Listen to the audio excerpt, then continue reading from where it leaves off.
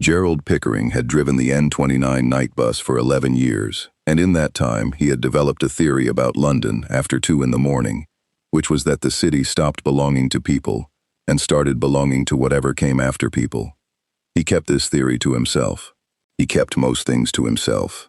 The N29 at 2:30 on a Thursday carried a specific cargo: the shift workers with their heads against the glass, the students who had misjudged everything, the man in the good coat who had clearly been crying and was pretending it was hay fever in February. Gerald had learned to look at none of them directly. Eye contact on the night bus was a contract, and Gerald was not signing anything. He also kept to himself the other thing, that for the past 3 weeks the sweeps had been off. Streets he'd driven for a decade were suddenly closed at midnight with no roadworks in them, just white vans and men who moved like the army but wore no insignia. And once, on Camden High Street, something in the road under a tarpaulin that had been roughly person-shaped and roughly the wrong size for a person. Gerald had driven past it at 11 miles an hour and had not slowed down and had not sped up because he was a professional. The city smelled wrong lately. That was the honest version. Bins and rain and diesel, same as always. But underneath it, something Swedish and turned, like a butcher's backstep in August. He pulled out onto the empty stretch past the roundabout, and the sky lit up. Not lightning. Gerald knew lightning.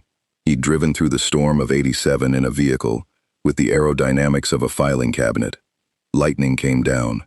This came sideways, a white seam opening across the underside of the clouds like something enormous had leaned on them from the other side, and the thunder that followed didn't roll. It arrived all at once, everywhere. A flat physical slam that popped Gerald's ears and set off every car alarm from the roundabout to the river, in a rising chorus of outrage. The man in the good coat stopped pretending it was hay fever. Something fell. Gerald had about a second and a half to appreciate it. A shape coming down out of the seam, trailing fire and rain, and what appeared, insanely, to be a cape. And then it went through the roof of his bus. The N29 stopped being a bus in an extremely thorough way. The rear half sat down on its axles. Glass went everywhere with that particular gunshot and then rainfall sound that safety glass makes. Gerald's forehead met the wheel. The wheel forgave him, and when he raised his head there was a hole in the ceiling of his vehicle, shaped like a large man with his arms out. Standing in the wreckage of the back 6 rows, holding a hammer, was the largest human being Gerald had ever seen. Blonde, armored, steaming gently in the rain now coming through the roof. He looked around at the buckled seats, the shattered windows, the 4 passengers pressed flat against the far wall, and his face did something Gerald had not expected at all. It fell. "Oh!" said the enormous man, in a voice like a church organ apologizing. "Oh, this is my doing. Friends, is anyone injured? Speak plainly. I have some skill at binding wounds, and considerably more at breaking things, and I would rather practice the former tonight." Nobody said anything. "The vessel," the man continued, gesturing at the ruined ceiling with genuine distress. "I have wrecked your vessel. This is not the manner in which I prefer to arrive anywhere." He turned to Gerald with a directness that pinned him to his seat. "You are her captain?" "I'm the driver," said Gerald. "Her captain," the man agreed warmly, as though Gerald had been modest. "I shall see her made whole. You have my word, and my word is not a small coin where I come from." He looked up through the hole he had made, at the clouds still lit from within, and his expression changed again, from apology to something older and considerably less comfortable. "Though I must first learn where I have come to. Tell me, Captain, what realm is this?" Gerald Pickering, 11 years on the N29, holder of a theory about who the city belonged to after 2 in the morning, heard himself say, Croydonish. The Hellsing organization's response to unexplained atmospheric phenomena over Greater London was, in principle, a rapid deployment protocol involving trained personnel, containment perimeters, and a chain of command. In practice, at 2:41 that morning, it was Sarah's Victoria, on foot, holding a cannon she was not technically supposed to discharge inside the M25, 3 streets away, and having a bad night already. She'd been on a ghoul sweep. 2 artificial vampires had been sighted near a warehouse on the Wednesday, which meant a ghoul horde by the Thursday. which meant Saris had spent 4 hours in a building that smelled like a fridge with the door left open since the war, putting down things that used to be dock workers and did not have the decency to stop moving after the first shot. She had cried a bit at hour 2. She had stopped crying at hour 3, which frightened her more than the crying had. So when the sky performed its trick and the thunder knocked her sideways into a bollard, Saris Victoria's first thought was not tactical. It was, oh good, more. She came round the corner at a dead sprint and found a bus with a hole in it, 4 civilians standing in the road in a state of religious shock, and a man with a hammer helping an elderly woman down from the curb with the elaborate courtesy of a wedding usher.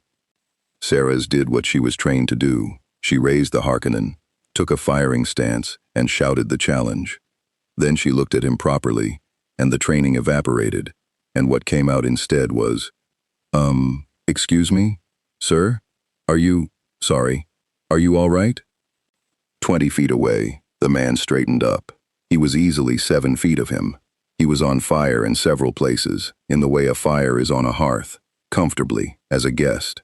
He looked at the enormous anti-tank weapon pointed at his chest with roughly the interest a man gives a menu he's already ordered from. "I am well, lady," he said. "Better for the asking. Few think to ask." "Right," said Saris. "Great, lovely. It's just that that's a bus." "It is a bus," he agreed gravely, "and it is my shame.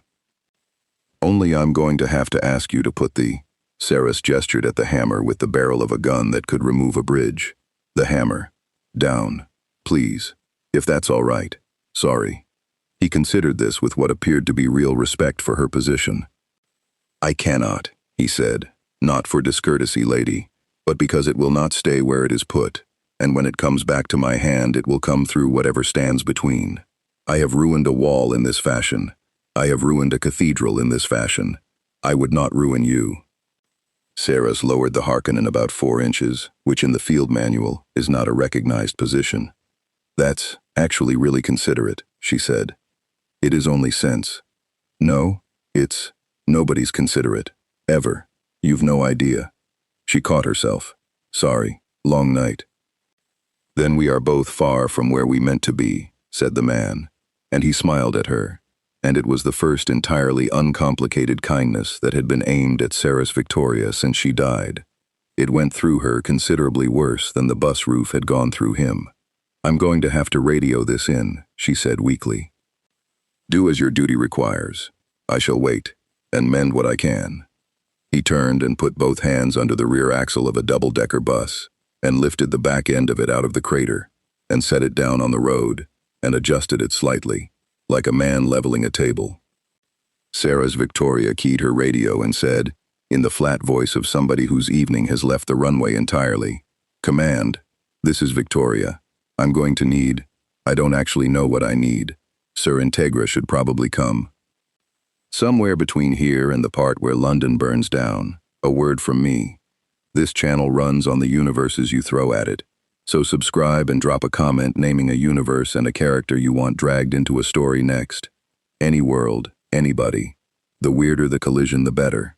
Written by me, as always. Now, the manor is awake, and Sir Integra is already reaching for the cigars. At the Hellsing Manor, 40 minutes north and a world away in atmosphere, Walter set down the telephone, adjusted his gloves, and knocked twice on the study door before entering with a tea tray he had prepared before the phone rang, because Walter always had. Sir Integra Fairbrook Wingate's Hellsing was awake. Sir Integra was always awake. There was an ashtray beside her that told the story of the last 6 hours in geological layers. "Say it," she said. "An unidentified individual has entered Greater London by falling out of the sky, ma'am," said Walter. "Through a bus." "A bus. The N29. I understand. Miss Victoria reports the subject has since repaired approximately half of it by hand." Integra removed her glasses, pinched the bridge of her nose, and put them back on. "Vampire?" "He was standing in the open at the time, ma'am, with a great deal of lightning about him, and no apparent objection to either. Miss Victoria describes him as about 7 foot, blonde, very polite, possibly a god. Possibly a god. Her phrasing, ma'am. She apologized for it twice. Integra lit a cigar with the deliberation of a woman buying herself 4 seconds of a world that made sense. Outside the window, the grounds lay under that thin English rain that never commits to anything, and past the tree line, the sky to the south was still faintly, wrongly bright. 3 weeks. 3 weeks of vanishing towns in South America, of a chip in every dead vampire's skull, of an old enemy that shouldn't exist tuning up somewhere out of sight for a performance she could feel coming like weather in a bad knee. Millennium was going to move on London. Everyone in this house knew it, and now the sky had opened up and posted her something. Walter. Ma'am, is my monster awake? From the corner of the study, where the shadows had been perfectly ordinary shadows a moment previously, and were now doing something that shadows are not licensed to do, came a voice like a cellar door. Master, Master, someone fell out of the sky, and you didn't wake me. I'm hurt. I'm genuinely wounded. I could just weep if I still had any of the fluids for it. Alucard resolved himself out of the dark in stages, the way an unpleasant idea arrives.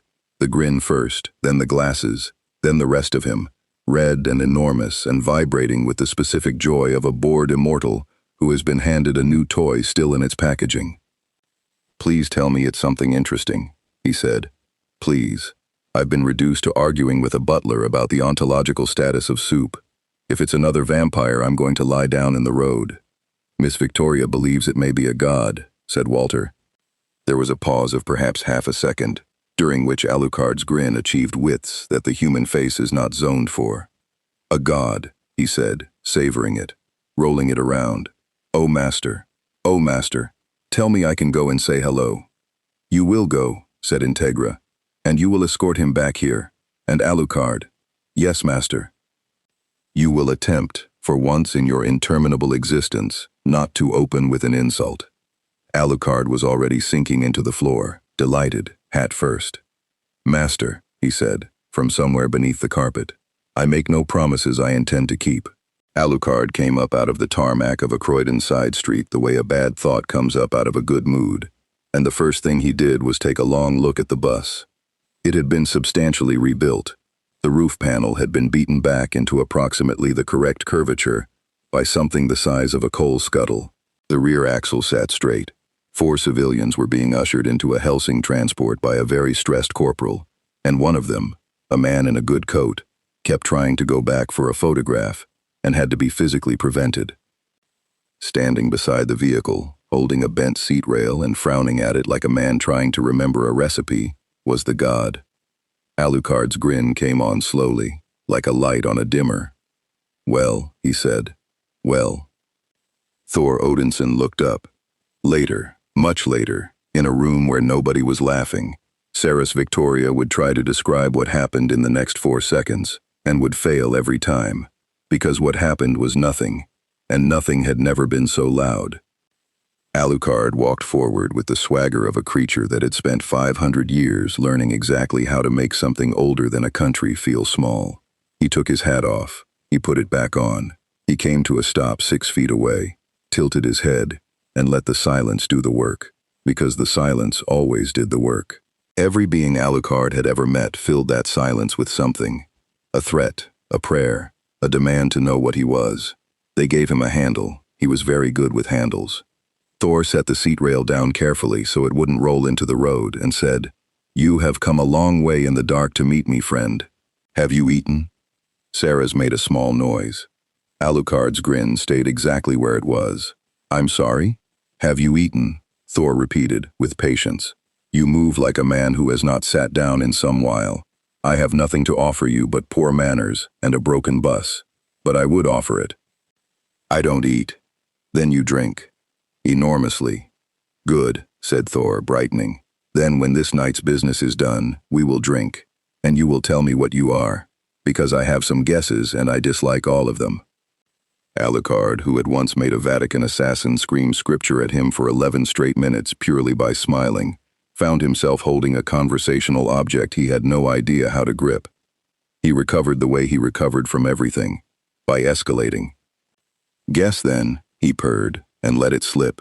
Just a little, just the top layer, the pupil splitting into a red constellation, the coat opening onto a dark that wasn't lined with anything, the sound underneath his voice going from man to the sound a crowd makes in another room. Every soul he had ever taken leaned forward at once behind his eyes. It was, by any reasonable measure, one of his better efforts. He'd made a cardinal void himself with less. Thor looked into it for a good while. "Ah," he said, "you are a grave." The grin faltered. It was a very small faltering. Sarah's, standing 20 feet away with the Harkonnen slack in her hands, saw it, and would have paid money to have seen it twice. "You carry your dead about with you," Thor went on, not unkindly. "All of them. I know the weight. I have carried a smaller number, a shorter distance, and it bowed me." He nodded slowly, as though something had been settled. "Then it is very good that you were the one they sent, for you will not be frightened of what is coming, and I have no patience left for men who need coaxing." "You think you know what's coming," said Alucard. "I know what tore the road I fell through," said Thor, and for the first time the warmth went out of his face, and something considerably older stood behind it. "Somewhere in this realm there is a workshop, and in that workshop men are trying to make soldiers that cannot properly die. I have seen this done before, friend, in this very realm, within the memory of men still living." He looked south, towards the river, towards a city that did not yet know. "They wore a different badge, and they wanted the same thing, and I put a great many of them in the ground, and I did not enjoy a minute of it." "Is that the war you are here about?" Alucard was quiet for a moment. Then he laughed. "The real one. The one that came up from the floor of him. The one that had made a Brazilian hotel evacuate itself." "Oh, I like you," he said. "Police girl. I like him." "Everyone likes him," said Saris miserably. He mended the bus. The Hellsing manor at 4 in the morning had a particular institutional calm to it.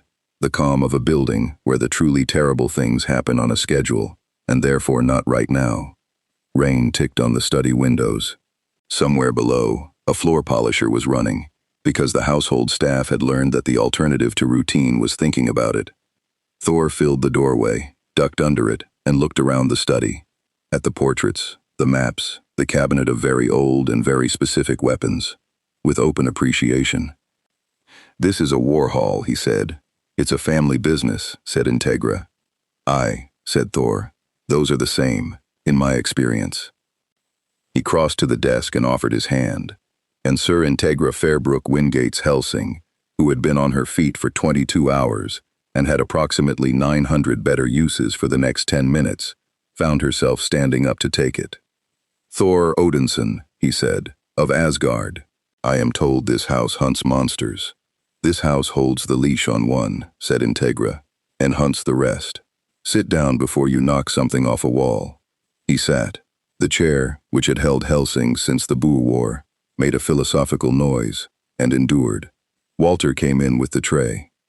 2 cups, a pot, and, with an anticipation that Integra noted, because she noted everything about Walter and had for 30 years, a third vessel, a heavy pewter thing from the cabinet nobody used, which he set in front of their guest and filled. "Butler," said Thor, delighted. "Retainer, sir," said Walter. "There is a distinction, though I confess I've stopped defending it. How long have you served this house?" "Since I was 14, sir." "And what did they do to you at 14, said Thor, "that made a soldier of you?" Walter's hands did not stop pouring. Nothing in his face moved at all. It was, in fact, the single most alarming thing that had happened in that room, and only Alucard, draped upside down against the ceiling in the far corner like a coat somebody had thrown badly, noticed it, and Alucard filed it somewhere and said nothing, because Alucard's relationship with his own suspicions was complicated, and always had been. "They sent me to Warsaw, sir," said Walter pleasantly. "Sugar?" Integra put her palms flat on the desk. "Right, Odinson. You are, as of 40 minutes ago, an unregistered supernatural entity, operating inside British sovereign territory, which makes you my responsibility, my problem, or my ammunition, and I have not decided which. Tell me plainly what you are and what you want, and I will decide whether you leave this house or live in it." "That is fairly said." Thor set down the pewter cup. "I am a prince of Asgard and a god of thunder, which means less than the tales pretend and more than is convenient. I am some 3,000 years old. I can be killed. I have been. Twice. and it did not take, and I am strong beyond your measuring. I want two things." He held up a finger. "First, the tear I fell through was cut from this side, by men working on death, and how to avoid it, and such work is never left in a drawer. It will be used, I would find them, and end it. And second," said Thor, "I broke a man's bus, and I have promised him it will be made whole, and I do not know where in this realm one purchases a bus." Integra stared at him. "The Hellsing organization," she said slowly, "does not procure public transport. Then I shall procure it myself, if you tell me how a man earns coin here." "You're serious?" "Lady," said Thor, "I have kept larger promises for worse people. This one is small, and I like the man. He did not run. Everyone else ran, and I do not blame them. But he sat in his seat with his head bleeding and asked me if I was hurt." From the ceiling, Alucard said, "Master, can we keep him?" "Shut up." "Master, I've never asked you for anything. You asked me for a tank in 1994, and you said no, and look how the world turned out." Integra closed her eyes for a long moment. When she opened them, she was, visibly, doing arithmetic. The specific arithmetic of a woman who has been quietly certain for 3 weeks that her house is going to be attacked by an army she cannot match, and who has just had an unpriced asset placed on the table by a universe that has never once done her a favor.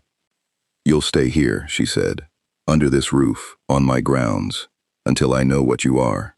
You will not go into the city alone. You will not engage anything without my order, and you will not, under any circumstances, be alone in a room with him." She indicated the ceiling with her cigar. "I have no fear of him," said Thor. "I'm not worried about you." "Master, that's hurtful. It's load-bearing, Alucard." Walter found the wild geese in the lower hall an hour later, awake because mercenaries are always awake when something has happened, and playing cards badly because Pip Bernadotte had a system. "Is it true?" said Pip, without looking up. "The bus thing?" "Entirely true. And he is a god. He appears to be, Captain." Pip laid down a card that lost him 11 pounds and considered the ceiling, with the expression of a man rearranging his estimate of his own life expectancy. "Walter, level with me, eh? Old soldier to old soldier. When the balloon goes up, and it is going up, everyone in this house knows it. We are all pretending very hard we do not smell it coming. How much does a god actually help?" Walter thought about it. He thought about it the way he had thought about everything for the last several years, which was twice.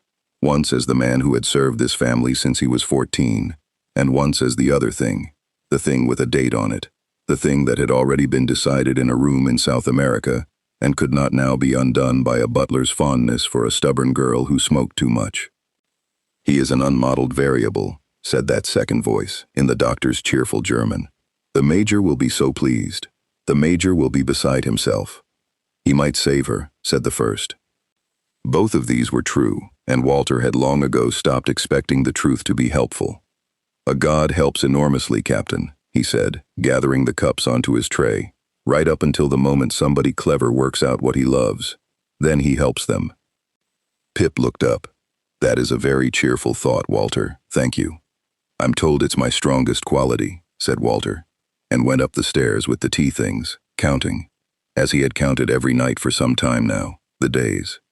The Vatican's response to a pagan god manifesting in Protestant London took 4 hours, involved 9 cardinals, and produced a document that was 70 pages long and said nothing. This was not incompetence. This was the Roman Curia performing its oldest and most refined function, which was to take a catastrophe, wrap it in enough qualifying subclauses that nobody could be blamed for it later, and then hand it to Section Cirque with a note saying, "Deal with this, and if you make it worse, we've never met." The room they used was underground, because everything Iscariot did was underground, physically and otherwise. Stone walls, candles, in an age of electricity, because the Vatican had never once let a functioning technology interrupt a good mood. The air had that specific cathedral basement smell, old wax, older stone, and a damp that had been there since Bramante, and had outlived every attempt to evict it. Enrico Maxwell stood at the head of the table, with the 70-page document in his hands, and he was radiant. "Do you understand what this is?" he said. It's a big blond man in Croydon, said Heinkel Wolf, from the wall. It is a gift. It is a big blond man in Croydon. Heinkel. Maxwell laid the document down with the tenderness of a man setting down a newborn. Heinkel, Sister Yummy, Father Anderson, attend to me, because I am about to explain something that will define the century. He began to pace, hands behind his back, chin at the angle he practiced. For 400 years, the heretic English have justified their existence on a single argument. We hold the leash, they say. We keep the monster. Their whole filthy Protestant enterprise rests on the claim that they alone can manage the darkness in their own house. He turned. And now something has fallen on their island that they cannot leash, cannot bless, cannot bury, and cannot explain to their own parliament. A pagan, an actual literal hammer-swinging heathen deity, walking about in the capital of the Anglican Church, being fed tea by Sir Integra Hellsing. How'd you know they gave him tea? Said Anderson. They always give people tea, Anderson. It's the only sacrament they've got left. Yumi, who had not blinked in some time, said, Do we kill it? Not yet. When do we kill it? Not yet, Yumi. Put it away. Then wake me when we do, said Yumi, and her glasses came off. And Yumiko put them back on immediately, apologized to the room in a small voice, and asked if anyone would like some water. Maxwell rubbed his temples and, briefly, looked exactly like every middle manager who has ever run a meeting. Alexander Anderson had not spoken much, because Alexander Anderson had been thinking, and Alexander Anderson thinking was a slow-moving weather system that other people learned to shelter from. The problem was simple, and it was awful. He was a man who had built his entire, screaming, bayonet-flinging life on a single load-bearing beam. The things I kill are not people, and God has told me so. Vampires were an abomination. Ghouls were meat that had forgotten to stop. Freaks with chips in their skulls were an insult to the Almighty in the shape of a man. Anderson had never in 30 years had to wonder, not once, at 3 in the morning, whether the thing on the end of his bayonet had a case. And now Rome had handed him a god, not a demon wearing a god's clothes. He'd have been delighted with that. He'd have been out the door before the briefing finished, whistling. But the reports out of London were very specific, and Anderson had read all of them twice, and the report said, the subject repaired a public vehicle by hand. The report said, the subject's first recorded words were an inquiry after the injured. The report said that a Hellsing sergeant had watched him carry an elderly woman across a flooded gutter so she wouldn't wet her shoes. Anderson had spent his life in an orphanage in Florence, teaching children to read, cutting their bread, patching their knees, and going out at night to hack the unholy into wet ribbons. He knew perfectly well what evil looked like when it was being charming. Evil being charming had a flavor. It performed. It waited to be watched. This one had helped a woman with her shoes at 4 in the morning, with only a bleeding bus driver for an audience. Maxwell, he said, Father, is he a demon? He is a pagan, Anderson, which is, but is he a demon? Anderson's chair went back. Anderson standing up in a room was a change to the room's architecture, because those are no the same word and ye keep using them like they are.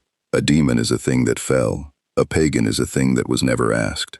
Scripture is very thin on the second one, and I'll no put a bayonet through something on a technicality. He is a false god. He's got weather, Maxwell. Then he is a false god with meteorological privileges. 3,000 years of him. Anderson's voice went off like ordnance in a stone room. 3 candles surrendered. Ye think the Almighty didn't notice? Ye think himself has been sat up there for 3 millennia thinking I'll get round to the Norwegian. Either that man is a lie, in which case I'll take his hide off and sleep like a bairn, or he's something the Lord made and allowed, and if I put my blades in him I'm no a soldier of God. I'm a man murdering a stranger in a foreign city because a bureaucrat had a feeling. The silence afterwards had a ringing quality. Heinkel, very quietly, said, I'd like it noted that I did not raise these. Maxwell breathed out through his nose for several seconds. And then, because Enrico Maxwell was many things, a great number of them insufferable, but stupid was not on the list, he changed tack entirely, and became reasonable, which was always when he was most dangerous. You're right, he said. Anderson squinted at him. I'm what? You're right, Father. It would be improper to move against him on theology alone. Maxwell walked to the end of the table and turned, and the candlelight did the thing to his face that candlelight does, which is why I'm not asking you to kill him. I'm asking you to go and find out. Find out.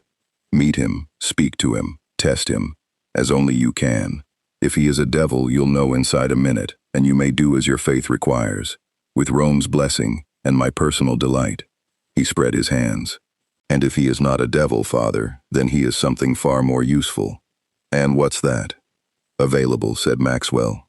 Anderson looked at him for a long moment. You're thinking of recruiting a heathen god into the Catholic Church. I'm thinking, said Maxwell serenely, that when the fire comes to London, and Father, it is coming, we have the same intelligence Hellsing has, and ours is better.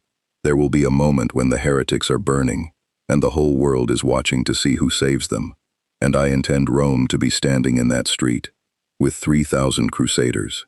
His voice went up, filling with that particular gas it always filled with.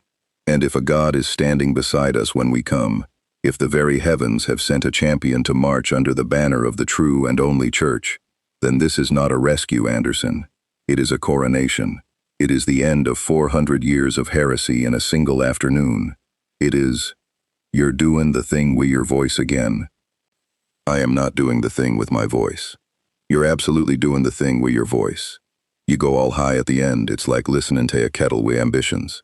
Get out of my basement. He did not, in fact, leave immediately. He went up to the chapel first, because he always did. The Vatican at dawn was a machine of enormous beauty running at low power, light coming gray and pink through glass, that had been paid for with things nobody discussed. The smell of cold incense, a single elderly cleaner working a mop down the transept, in a rhythm older than most nations. Anderson knelt at the back, which was where he preferred, because the front was for people with something to be seen doing. Right, he said. You'll have heard. The chapel declined to comment. It generally did. I'll tell you my trouble and ye can do what ye like wit. He turned his rosary over in fingers that had been broken and regrown more times than he could count. I've never once asked. In 30 year, ye point and I go, and I dinna ask, because askin's for men who've got a choice, and I gave mine up with the rest of it when they made me what I am. Behind his eyes, unbidden, the surgery in Rome, 14 years old, the regenerator process, what they had put in him, and what had had to be taken out to make room for it. But this one's got a face, Lord. That's the trouble.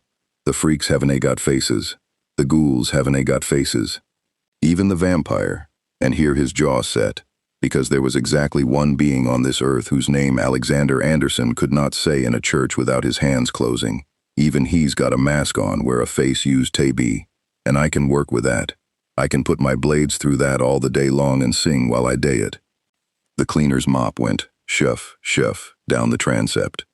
But if that big Norse Egypt's what he looks like, Anderson said, then he's just a man who's older. And if I kill a man for being older and foreign and no baptized, then every wee lad in that orphanage in Florence is being taught his letters by a murderer, and I'll no have it. I'll no have it, Lord. He was quiet for a while. Then he stood up and rolled his shoulders, and 31 blessed bayonets settled into their places inside his coat with a sound like a filing cabinet full of church bells.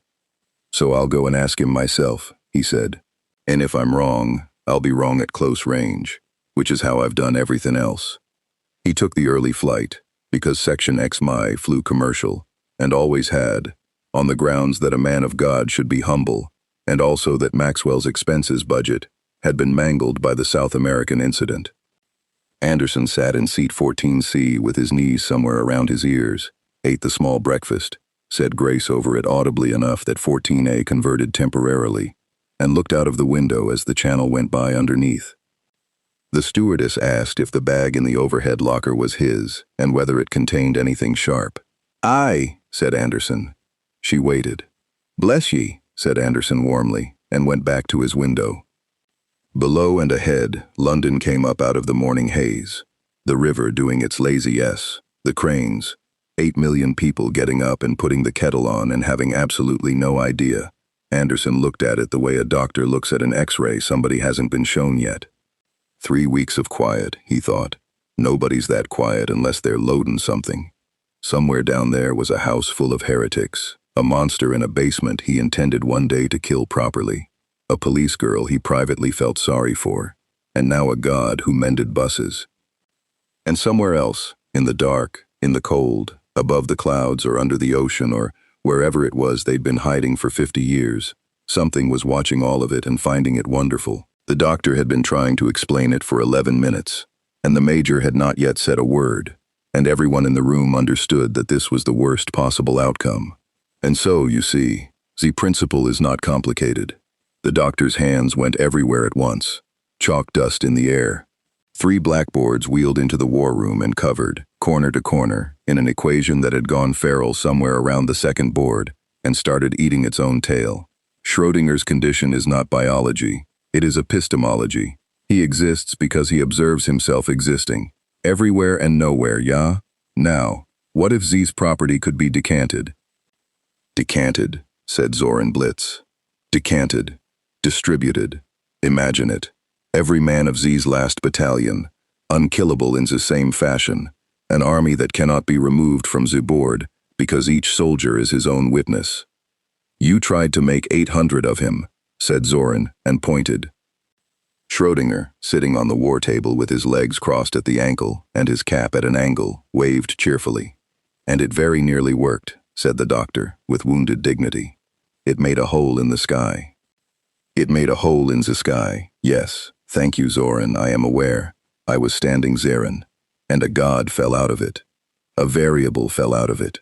A god, said Zoran, fell out of your hole, doctor, and is now sitting in the enemy's house, drinking their tea. At the head of the table, the major finally moved, just a fraction, just enough that the light caught the round lenses of his glasses and removed his eyes from the conversation entirely. The room went very quiet. He was a small man. That was the thing people forgot afterwards, when they were describing him to whatever authority they had left. A small, round man in a white suit, with his hands folded on the table in front of him, and a smile that never went anywhere, and never quite arrived either, sitting perfectly still in a room full of things that could take a tank apart. Herr Doktor, said the major. The doctor stopped talking so fast he made a small noise. How long have we known one another? 60 years, Herr Major. 60 years. The major's fingers tapped once. And in 60 years, how often have I been angry with you? Twice, main major. Twice. The smile widened by perhaps a millimeter. Both times about paperwork. The doctor made a sound like a kettle being taken off early. So let us establish the shape of the thing.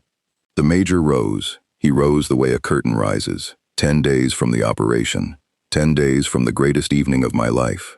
Every Zeppelin fueled, every man dosed, every gun sighted, every ghoul vector placed, every officer briefed down to the last man who will die in the 3rd Street on the left. 50 years of work, Doctor. 50 years of sitting in the dark, building the finest war anyone has ever thrown. And 10 days out. 10 days. My chief of science opens an unauthorized hole in the ceiling of the universe and drops an unmodeled combatant into the enemy's lap. Herr Major, do you know what that is, Doctor? An error?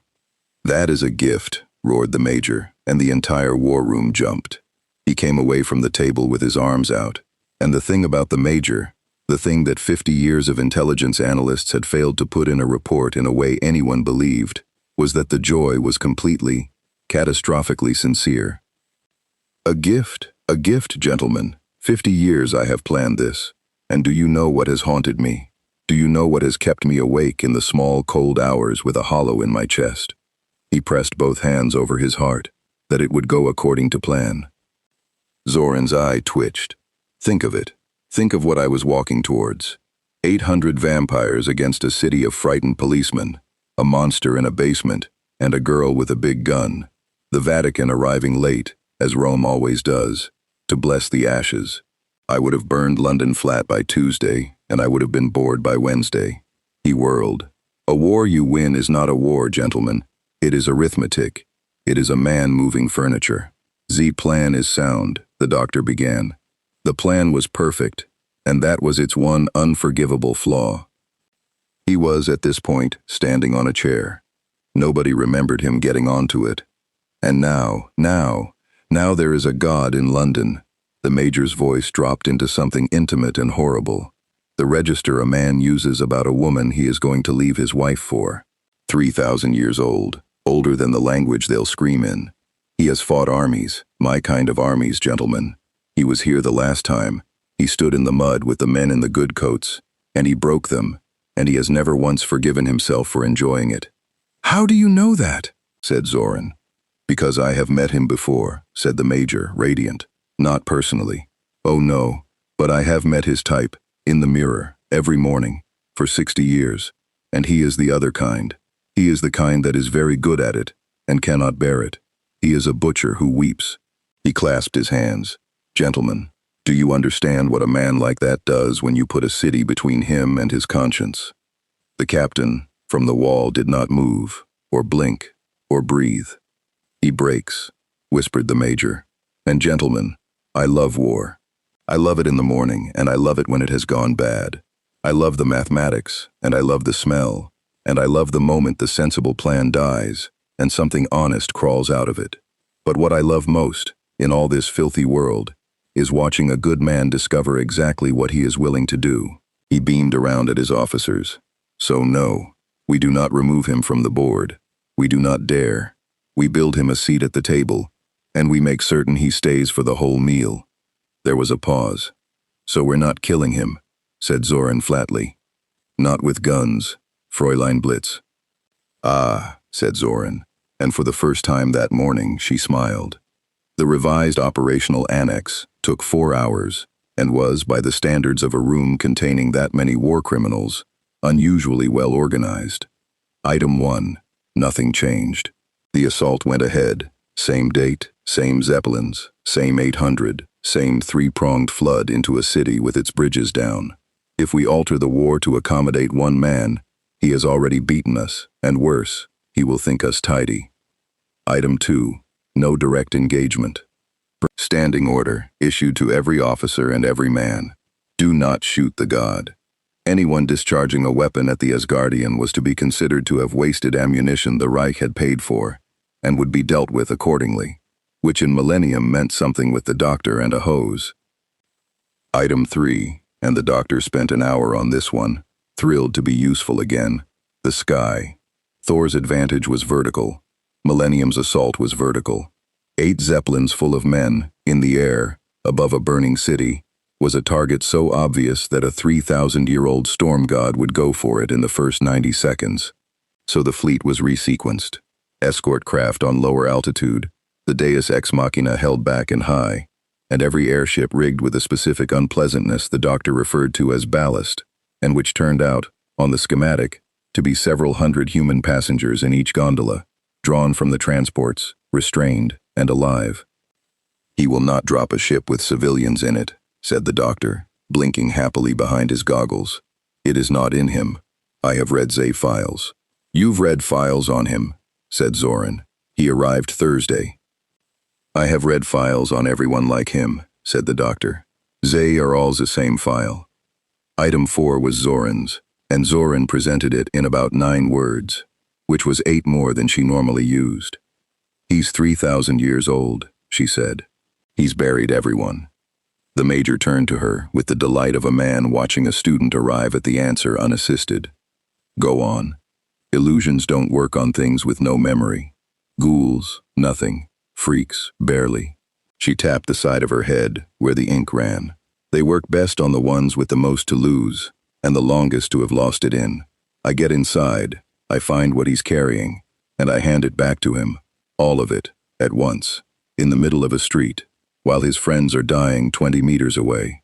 She shrugged. "Then he does whatever a god does when he breaks, and that's not my problem. That's the city's problem." The major put a hand on his heart. "Fräulein Blitz, that is the single most romantic thing anyone has ever said in this room. Don't. It is poetry. I will leave." Afterwards, when the room had emptied and the chalk dust had settled, the major stood alone in front of the map table with London laid out on it in miniature, every bridge and every artery, little wooden markers where the fires would start. Schrödinger was still sitting on the corner of the table. He had not been dismissed and had not left, which was normal, and was also, Zoran had once observed, The exact behavior of a cat that has recently ruined something. Herr Major? He's nicer than us. He is considerably nicer than us, warrant officer. Then why does it feel like he's the dangerous one? The Major looked down at the boy, at the cap, the shorts, the smile, the enormous and untroubled void behind the eyes, and his own smile went, very briefly, somewhere sad. Because we are what we are, he said, and we have made our peace with it, and a man at peace can only do so much. But that fellow in London has spent 3,000 years insisting he is better than his own nature. He set a marker down on the Thames with tremendous care, and every one of those years is a weight on a shelf. And I, my boy, am simply going to walk into the room and bump the shelf. That's mean. It's war, Schrödinger. They're the same word in 9 languages. The last item on the annex had no number, because it was not written down anywhere. It was raised at 11 that night, in the doctor's laboratory, when the door opened without a knock and a man in a very good suit came in, took off his gloves, and stood looking at the tanks along the wall with an expression of profound distaste that he did not bother to conceal, because there was no longer anyone here to conceal it from. "You are early, Herr Dornes," said the doctor. "I am punctual," said Walter. "It is an entirely different vice. The Major will want a report on the Asgardian. Then the Major shall have one."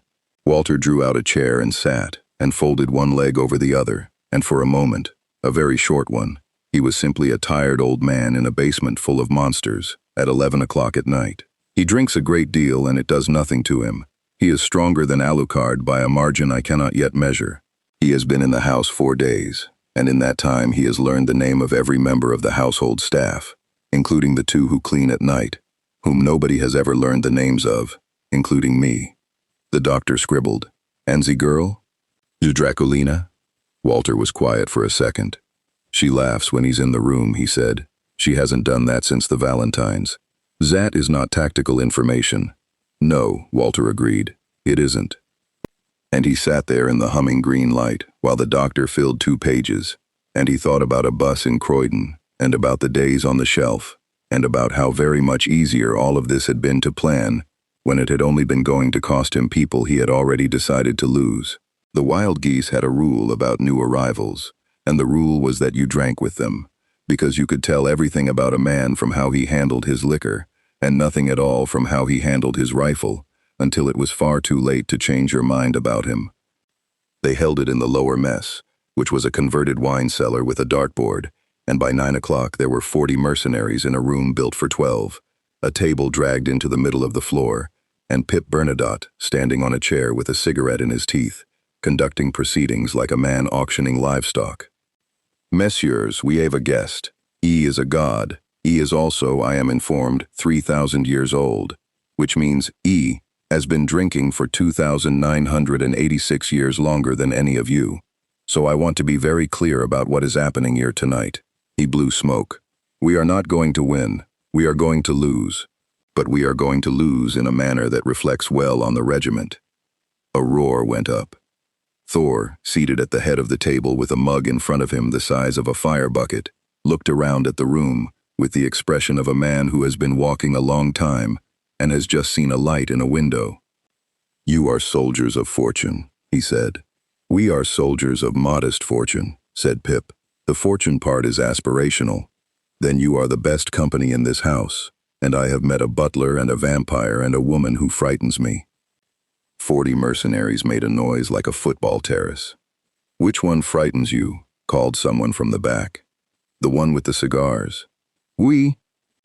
The rules, as established by a Dutchman named Voss, who had been in more armies than he could conjugate, were simple. Everyone drank. The last one upright won, and anyone who threw up in the corridor cleaned it themselves, because the last time they had left it for the household staff, Walter had said something so polite about it that 2 men had cried. It went on for 4 hours. At the 90-minute mark, the geese discovered that Asgardian mead, which Thor had produced from a skin at his belt that had not previously been noticed and did not appear to be emptying, was not a drink so much as a policy. 3 men were removed from play immediately. One of them was singing in a language he did not speak. At the 2-hour mark, Thor was telling the story of a wedding he had attended in the Giant Lands, dressed as a bride, at his brother's suggestion. "You wore a dress," said Pip, delighted, weeping slightly. "I wore a veil, Captain, which is worse, and I ate an entire ox at the feast. And when they remarked upon it, my brother explained that the bride had been too excited to eat for 8 days. "And they believed him?" said Voss. "Men will believe anything," said Thor gravely, "before they will believe they have been made a fool of at their own table."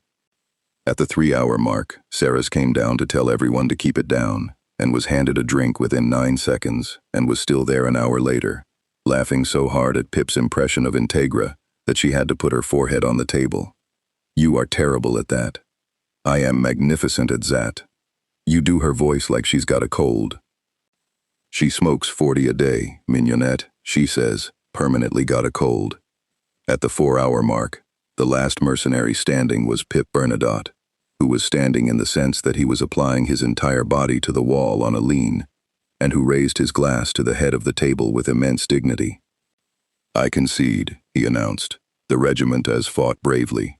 History will be kind." "You held longer than most kings," said Thor. "That is very good. Say that again slower. I want to remember it for when I am lying to my grandchildren." Pip slid down the wall to sitting and looked blearily at the god across the room. Odinson, Captain, when it comes, the thing that is coming that everyone in this house is pretending very hard not to smell." He waved his cigarette vaguely at the ceiling. "At London, at the near future. You will be here." Thor set down his cup. "I will be here." "Good," said Pip, "because my boys are very brave and very stupid, and I have got 68 of them, and I have already worked out roughly how many I get to keep, and it is not a number I say out loud." He closed his eye. "If a god changes that number, I do not care what religion he is." Nobody said anything for a moment. Then Voss threw up in the corridor, and the moment passed, and Pip said, "You clean that, you Dutch animal," and the room went up again.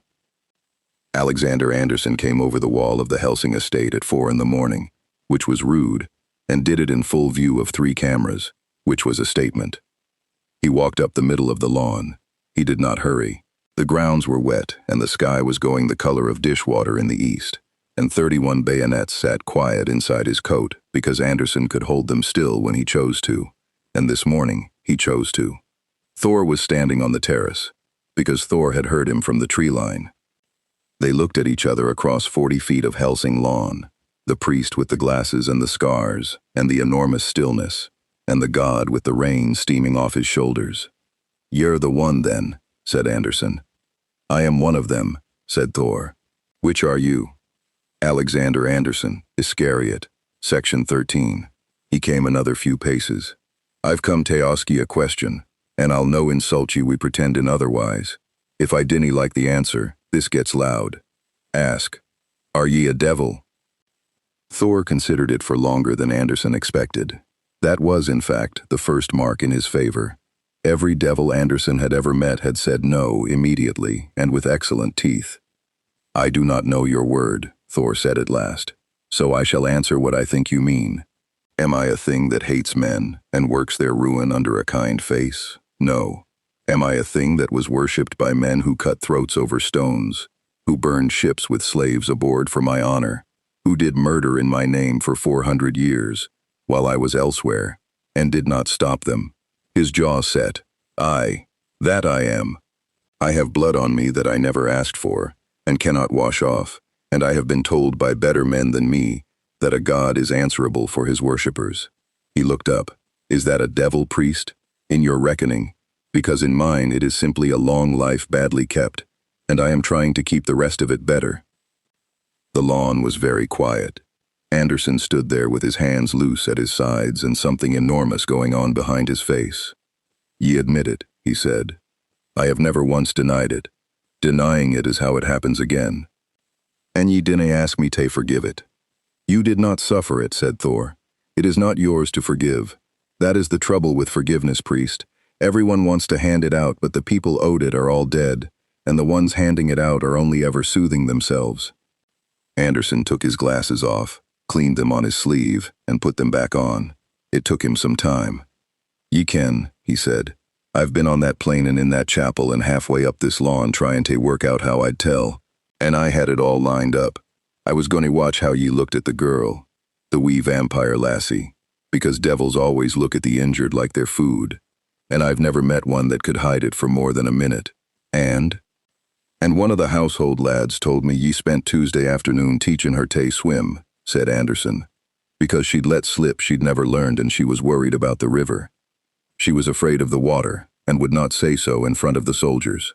Hey, and that's my problem. Anderson bellowed at the dawn, throwing his arms out, and somewhere in the manor a light came on.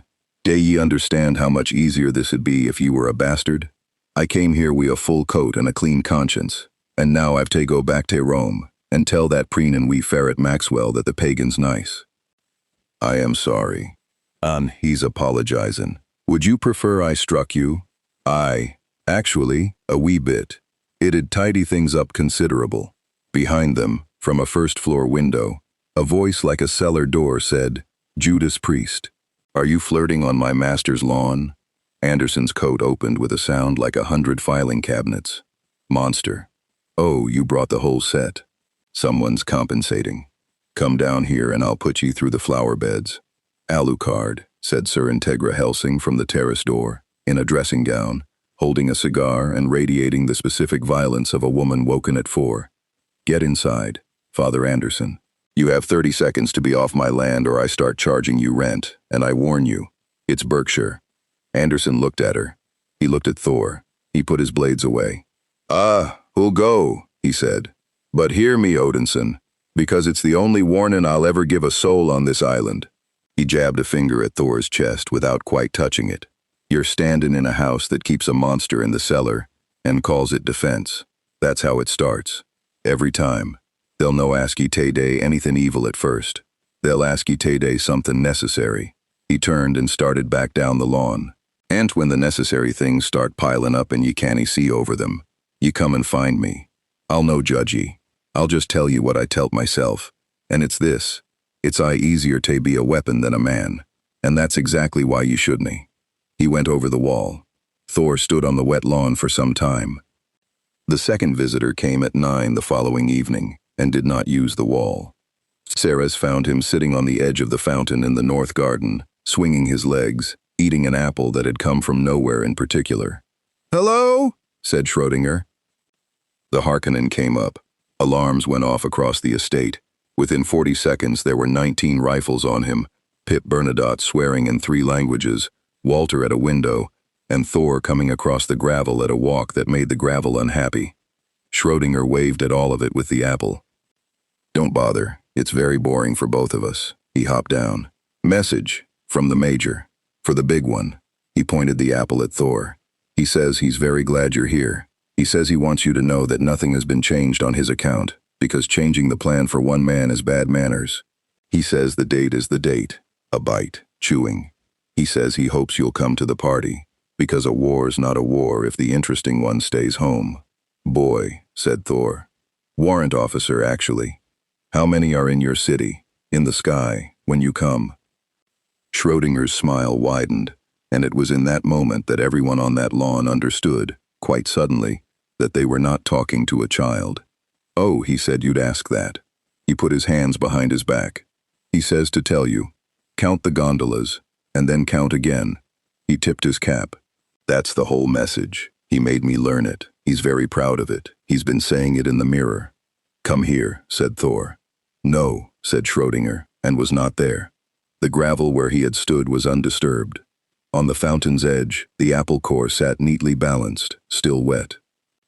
Thor stood looking at it while the rain came back on, and behind him, very quietly, Ceres Victoria said what everyone else in the garden was already thinking. Sir, what does count again mean? It means, said Thor, that he has put people in the ships.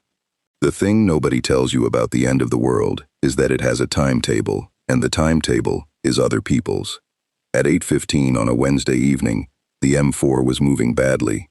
At 8:15, a man in Shoreditch was arguing with his sister on the phone about their mother's care home.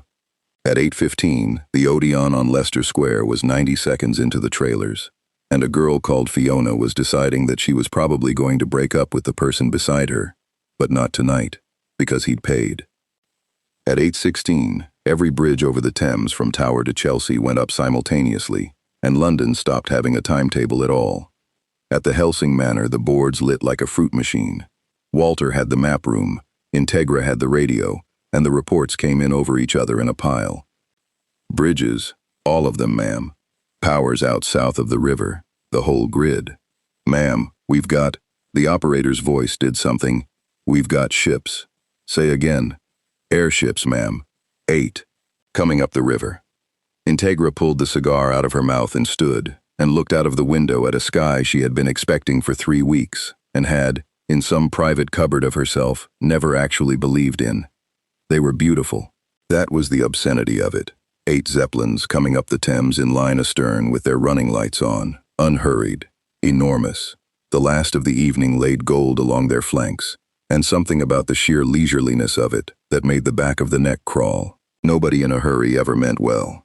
"Where is he?" said Integra. "Ma'am? Where is my vampire?" Walter, without looking up from the plot. 600 miles out, ma'am. Mid-Atlantic, approximately 11 hours. 11 hours. The Eagle was routed south of the shipping lanes at their insistence. I did note it at the time. Walter's voice was perfectly level. He had noted it at the time in exactly the tone of a man noting it, and had then gone to bed. Integra put both fists on the map table.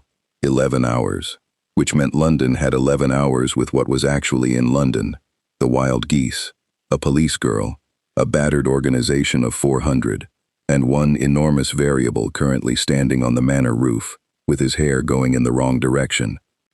"Get me the god," she said.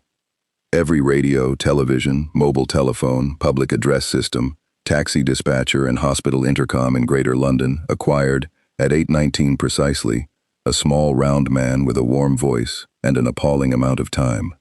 "Good evening, London." Fiona in the Odeon looked up at the screen. The trailer had gone. In its place was a man in a white suit at a desk, hands folded, beaming out at 8 million people. "I should like to begin by apologizing for the interruption, and by assuring you that I know exactly how rude this is. But we have all had a very long 50 years, and I find I cannot wait any longer. Gentlemen, ladies, persons of London, my name is unimportant and my rank is a fiction, but my subject is the only honest one there has ever been. I love war. I love it the way other men love a wife or a country or a god. I love it enormously, and I love it in detail. I love the noise it makes, and I love the silence after. I love it when it is planned on clean paper by clever men in warm rooms, and I love it far more at 3 in the morning in the rain, when the clever men are dead and the plan has become a rumor. I love the flags, and I love the burning flags. I love the boy who runs, and I love the boy who does not, and I promise you I love them exactly the same amount. I have been told all my life that this makes me a monster, and gentlemen, for 60 years I have waited for one honest person to admit that they told me so from behind a newspaper, on a full stomach, in a country that was built with it.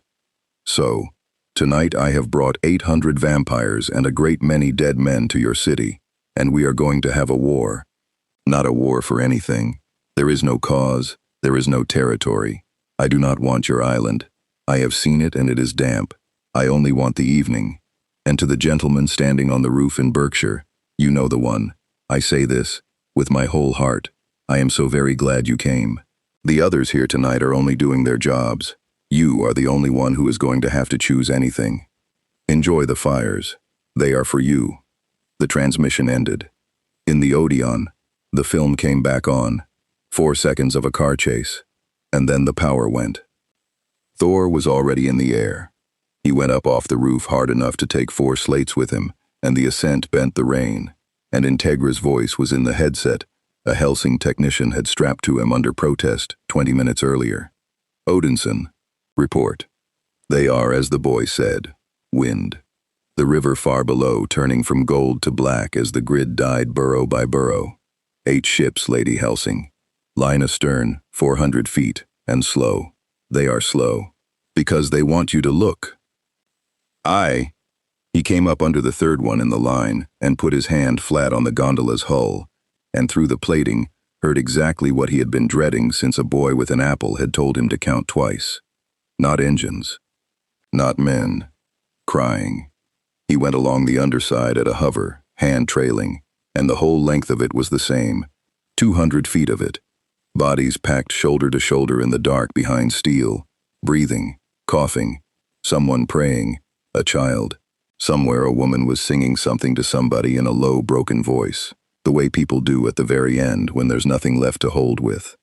Thor put his forehead against the cold hull for a moment. Lady Hellsing, go ahead. There are people in the ships. The radio was quiet for 2 seconds. How many? In this one, 300, perhaps 4. There are 8 ships. He heard, 600 feet below and 30 miles away. Sir Integra Hellsing put down her cigar. They're transports, she said. The vanished towns, South America, the Balkans, the villages that stopped filing tax returns. He's been collecting for 50 years and he's brought them with him. He has made me a door, said Thor. Say again? He has made me a door, lady.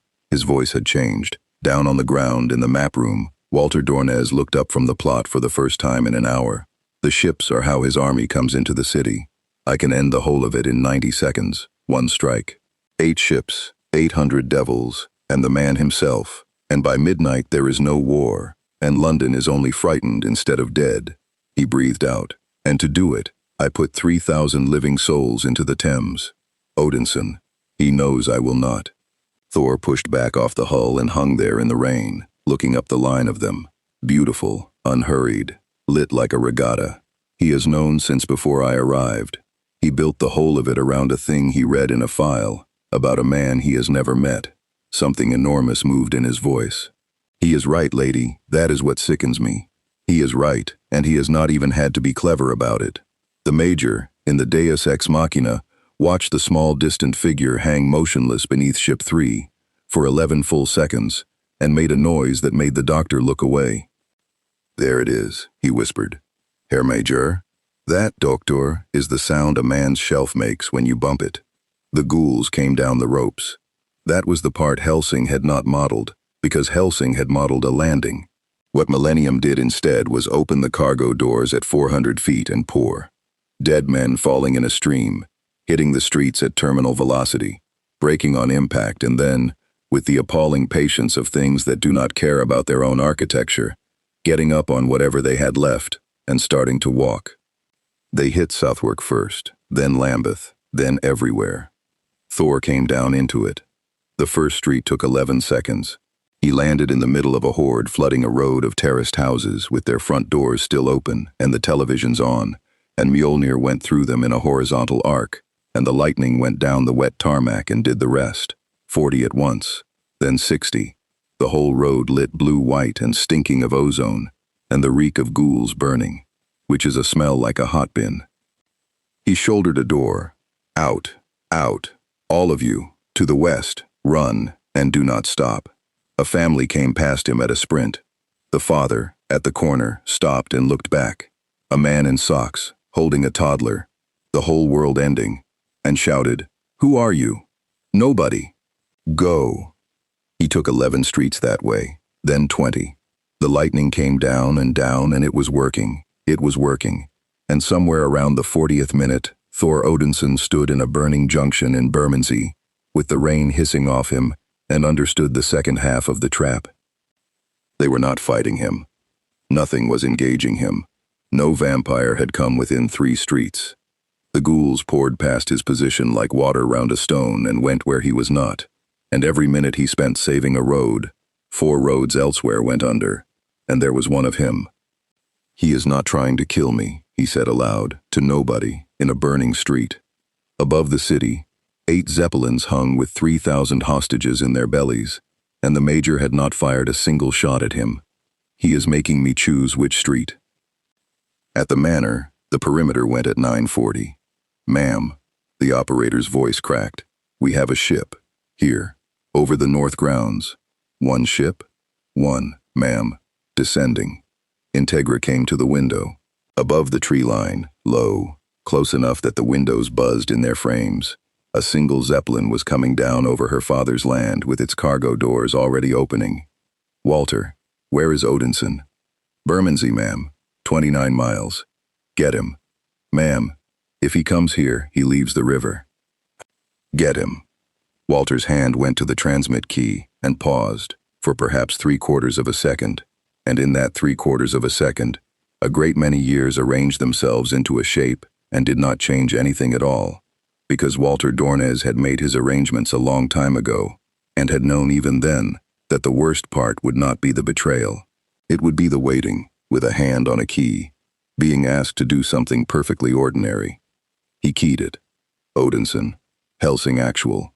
The manor is under direct assault. Repeat. The manor is under static fire. 29 miles of burning city. Say again? Down in the lower hall, Pip Bernadotte was already running, 68 men behind him, screaming at them to get to the fallback and move, move, move. And Saris Victoria came up out of the basement with the Harkonnen over her shoulder, and her hair wet, and her eyes going red at the edges. And above the house, something in the dark laughed and dropped a line. Zoran Blitz landed on the lawn of the Hellsing estate at 9:44 in the evening, with a scythe over her shoulder, and the ink crawling on her face. Right then, she said, to a house full of people she was going to take apart. Let's see what you're carrying.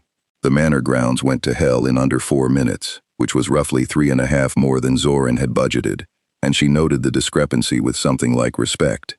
The wild geese did not break. That was the first surprise. 68 mercenaries with silver-loaded rifles and no illusions about what they were for went into the fallback positions Pip had drilled them on twice a week for a year, while they complained bitterly about it, and they held the east lawn for 11 minutes against a tide of ghouls coming out of a Zeppelin's belly, and they made it expensive. Short bursts. Pip was up on the boot room steps with a rifle he'd stopped bothering to aim. Short bursts, you animals. Ze knight is young, and ze quartermaster is a miser. Captain, ze heir. Coming from ze orchard. Ze heir. Shoot. Ze orchard. Saris took the west approach on her own, and it was, briefly, glorious. The Harkonnen went off in the dark like the end of an argument, twice, 3 times, and each round removed a section of lawn and about 9 of them, and for a few minutes Saris Victoria was not a police girl at all. She was very fast and very strong and very good at this, and the awful thing, the thing she would think about afterwards, was that some deep part of her was enjoying it. Then the fog came. It came up off the grass in a way fog does not do, and it came inwards, and inside it Zoran Blitz walked at a stroll, with the runes shifting on her skin like a picture on bad water. There she is, said Zoran, the bandaged one, and Saris Victoria stopped being anywhere at all. She was in Cheddar. She knew it was Cheddar because she could smell the church, and the church in Cheddar had smelled of damp hymn books and wax, and she was 22 years old and alive, and there were bodies everywhere, and the priest was smiling at her, and there was a hole through her chest, and a red man was standing in the door. No, she thought. No, this already happened. This isn't. And then she was 9. The living room, the wallpaper, her father's shoes in the hall where he always left them, and the sound from upstairs, and the cupboard under the stairs where she had put herself with her hands over her ears, and the specific noise a person makes when they are being killed slowly by strangers in the room above a 9-year-old. Stop it. Why, said Zoran's voice, from everywhere. You kept it. I'm only reading. On the east lawn, the geese went into the fog and did not come out the same. Pip saw it happen. That was the part that finished him, not the dying, the watching. Voss went first, screaming at something in the middle distance and firing into it, and the something was Baptiste, who was 8 feet away with his hands up shouting his own name. Then 2 more, then 11. 68 men in a fog that showed each of them their worst thing, and put a friendly face on it, and the discipline held for about 90 seconds, and then it did not hold at all, and the east lawn of the Hellsing estate filled with the sound of a company killing itself. Cease fire, Pip's voice tore out of him. Cease fire. It is not real. Look at me. Look at me, you bastards. I am right here. Somebody shot him through the shoulder from 4 meters away and apologized while doing it. Pip got up. Pip went into the fog, because Saris was in the fog, and Pip Bernadotte had made a number of very stupid decisions in his life and had always been consistent about which direction he made them in. 29 miles east, in a burning junction in Bermondsey, Thor's headset came back for 1.5 seconds. Manner is under direct assa. Then nothing. Then a carrier tone. Then nothing. He stood in the middle of a street with a ghoul horde flowing past him in both directions towards a housing estate where 400 people were barricaded in a leisure center, and above him, 300 feet up, a zeppelin with 1,000 living prisoners in its belly moved slowly westward with its lights on, and 29 miles behind him, a house was being taken apart. 3 of them, 1 of him. There is a particular arithmetic that gets done in a moment like that, and it is not really arithmetic, because arithmetic gives you an answer you can live with. "Forgive me," said Thor Odinson, to the leisure center, and went west at a speed that broke every window on the street he left. He was 4 minutes out. 4 minutes. In the fog, Sarah's Victoria was in the cupboard under the stairs, 9 years old, listening to her mother die, and Zoran Blitz was crouched in front of her, holding the door open. "There it is," Zoran said. "That's the one. Everything else you've built on top of that, and it's all rented." She tilted her head. "You know the funny part? The vampire didn't ruin you. You were already—" The cupboard door came off its hinges, not metaphorically. Zoran Blitz went sideways 10 feet through a hallucination she was personally maintaining and hit the actual, physical gravel of the actual, physical drive, because Pip Bernadotte had come through the fog at a dead sprint with a bleeding shoulder and a fire axe, and absolutely no plan beyond hit the woman. The illusion came apart like a dropped plate. Saris was on her knees on the lawn in the rain. Pip was standing over her with an axe, and Zoran was getting up off the gravel, and the whole thing lasted perhaps 6 seconds more. "Run, mignonette." Zoran's scythe took him across the middle. He did not die immediately. That was the cruelty of the actual event, as opposed to the version of it people told afterwards. There was a distance to cover and a wall to lean on, and about 90 seconds of a man holding himself together with one arm and swearing in French. And Saraz got to him and got him down, and was saying things. "No, no, no, no, you idiot. You absolute French idiot. Look at me." And Pip Bernadotte, with his blood in the gravel and his 68 down to 9, did the arithmetic himself and arrived at the answer immediately, because mercenaries are quicker at it than gods. "Bois," he said. "What?" "Drink." He got his hand into her hair, which he had wanted to do for a year, and had gone about entirely wrong. "You are alpha vampire because you are polite. That is the stupidest reason anyone has ever had for anything." Blood in his teeth. "Stop being polite." "Pip, I am dying, mignonette, and I would like it to count for something, and Zeus is the only in left I have got to give anybody." His eye was going somewhere. "Also, I have been trying to get you to put your mouth on me since March, so, you know, victory." She said something that wasn't a word. Then Saris Victoria stopped being polite. Thor arrived 19 seconds later. He came down onto the north lawn like a piece of weather with an opinion, and what he found was this: a burning manor, 9 surviving mercenaries, a zeppelin overhead venting ghouls, and a young woman standing in the middle of the drive, with blood on her mouth, and her hair loose, and a shadow behind her that had eyes in it.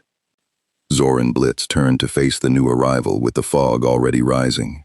"Ah," she said, "the god," and she opened him. It worked. That was the thing Millennium had been right about and everyone else had been wrong about, including Alucard, who had assumed with the arrogance of the very old that an older thing would be immune. Illusion is not a physical attack. Illusion does not care about durability or invulnerability, or how many armies you have broken. It cares about how much you have left behind you, and Thor Odinson had 3,000 years of it. He did not see monsters. He saw a hall with a long table, and everyone was there. Balder was there, with his hand up, laughing at something. Sif was there, Hogun and Fandral and Volstagg, every Einherjar he had eaten with, every mortal friend he had outlived and gone to the funeral of, and stood at the back of the room in a borrowed black coat while their children asked who the big man was. A woman named Jane, a boy from a village in Norway who had given him bread in the year 940, and whose name he could not now remember. And that was in the room too, the not remembering, standing at the end of the table with its face turned away. They were all looking at him. "You never stayed," said Balder pleasantly. "Not once. Not for any of us. You always had somewhere to be. You are not here, said Thor. No, that's rather the point. And behind it, under it, Zoran's voice, bored, professional, doing a job. 3,000 years. You've been to more funerals than there are people in that house. Why the hell would you go to one more? A shrug in the dark. You can't save them. You've never saved them. You just show up and dig. The hall wavered. The table was longer than a table could be. It went on into the dark, and there were places set all the way down, and every single one of them was somebody he had failed to keep. And the awful, obscene, correct thing about it was that Zoran had not invented a single guest. She hadn't lied to him. She had just stopped him forgetting. Thor went down onto one knee on the gravel. Zoran Blitz walked towards him with her scythe low, taking her time, because she'd earned it, and because the Major had asked for photographs. And a hand took her by the back of the neck. Sarah's Victoria lifted Zoran Blitz off the ground one-handed and said, in a voice with a Frenchman somewhere in it, "You do not get to be in my head and his at the same time." The fog broke. What happened to Zoran Blitz in the following 40 seconds is a matter of record and not a pleasant one. It ended with a hand and a face and a scream that stopped in the middle, and Sarah standing over what was left with her chest heaving and her eyes solid red. Thor got up. He got up slowly, and there was rain on his face that was not entirely rain, and he looked at the girl standing in the wreckage of the drive with blood on her mouth and a dead man's soul behind her eyes. Neither of them said anything for a moment. "I was 4 minutes late," said Thor. "You were 29 miles away," said Saris. Her voice cracked straight down the middle. "You were saving a leisure center. That is what I shall tell myself." He looked at the axe lying in the gravel, at the 9 men left, standing in a knot by the wall, none of them older than 30, all of them looking at him. Lady Victoria, what was his name? Pip. She wiped her mouth with the back of her wrist, and it did not help. Pip Bernadotte. He was a terrible captain. He was so bad at cards. "Then I shall learn the whole of it," said Thor, "and I shall say it in a hall you will never see, and men who died before your country had a name will hear it and put down their cups. That is all I have. It is a poor gift, and it is the only one I have ever had." Sarah's Victoria stood in the burning ruin of the only home she had left, and started to cry, and Thor Odinson put his hand on the top of her head like a man steadying something. Above them, the Zeppelin turned east, its work here finished, and started back towards London, where the Vatican's aircraft were, at that precise moment, coming in low over the channel with 3,000 crusaders aboard, singing. Iscariot came in over the channel at 400 feet, with their lights off and their engines throttled. 31 aircraft in a formation that had been designed in 1583 for galleys and adapted with only minor changes, and every man aboard was singing. They came down on the runways at Northolt, which had been cleared for them by an arrangement between Rome and certain individuals in Whitehall who had been assured that this was a humanitarian corridor, and who were, at that moment, discovering the word corridor had been doing a great deal of work. 3,000 crusaders came off the ramps in ranks. They wore white, they carried blessed steel, because Iscariot did not truck with firearms except when it did, and tonight it did. The front 2 ranks had rifles, and the rounds in them had been dipped in something in a chapel in Rome by a man who had needed a stool to reach the font. And in the middle of it, riding on a raised platform borne by 8 men, because he had had it built, came Enrico Maxwell. "Ease on a chair," said Heinkel. "It's a dais," said Yumiko. "It's a chair on poles, Yumiko. It's a chair on poles being carried by 8 men in a burning city while people die." "He had it made in March," said Yumiko sadly. "There were fittings. The wild geese survivors called it in at 0040. 9 men in a stolen van running west along the Marylebone Road with Sarah's Victoria on the roof, watching a river of white move up from the airfield into the burning burrows with a man on a chair at the head of it.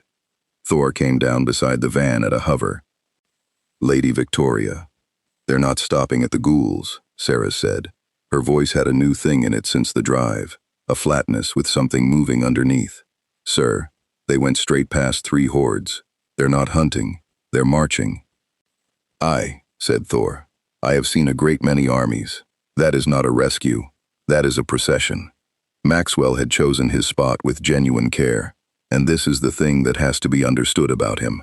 He was not stupid, and he was not, in the technical sense, insane. He was simply a man who had been told at 9 years old that he was an orphan and nobody's, and had decided at 10 that he would one day be the most somebody who had ever lived, and had then arranged the following 40 years around that single load-bearing grudge. He stopped his column at the bottom of a wide street south of the park, where perhaps 11,000 Londoners had run because it was open ground, and the fires weren't in it yet. Families on the tarmac, a woman in a nightdress with a cat carrier, 6 nurses who had walked patients out of a hospital and were still, absurdly, holding drip stands, somebody's grandfather in a wheelchair with a blanket, an entire city's worth of people in dressing gowns, sitting on the road because the road was the only place left, looking up at 3,000 men in white, with a joy that was very nearly unbearable to watch. They cheered him. They actually cheered. And Maxwell stood on his chair on poles in front of 11,000 saved people, and lifted his arms, and did the thing. Children of England. The cheer went up again. I am Enrico Maxwell, Archbishop of Section 13, the Iscariot organization, and I have come. He let it hang. The little bastard, he let it hang. I have come to save absolutely none of you. There is a specific silence that 11,000 people make. Because you are heretics. Maxwell's voice went up, and the thing about the register he found was that it was genuinely, physically difficult to listen to, a sound like a kettle discovering ambition. 400 years. 400 years since a fat king, with a roving eye tour. This island out of the body of the true church, because he could not keep his hands to himself. And you have all, every one of you, your mothers and your grandmothers and your children, lived and died in that sin, in a church with no roof, praying into a cupboard. The woman with the cat carrier said, quite clearly, I'm Sikh. It doesn't matter. Oh, right. Tonight, Maxwell screamed. Tonight the Nazis burn London, and Rome will simply let them, and when the ashes are cool, we will walk in and plant the cross in the middle of this dead city, and this island will be Catholic again by morning. And then, both fists up, then the sun will set on the Anglican heresy forever, and my name, will be spoken in every church in Christendom until the end of the, you're doing the thing with your voice. Alexander Anderson had come up through the ranks without anyone quite noticing, which for a man of that size took genuine effort, and he was standing at the foot of the chair on poles looking up. Father Anderson, Maxwell smiled down. You're just in time. Enrico. Archbishop. Enrico. Anderson's voice was very quiet, and the front 4 ranks of Iscariot went entirely still, because they had all served under him, and none of them had ever heard him quiet before. There's a ween in a wheelchair 11 feet to your left. I'm aware. You've just told him he's to burn. I have told him, said Maxwell, the truth, Father, which is more than his own church ever managed. You've told him he's to burn. Anderson's roar went up the street and off the buildings and back down again, and 11,000 people flinched, and every candle in Rome went out, spiritually.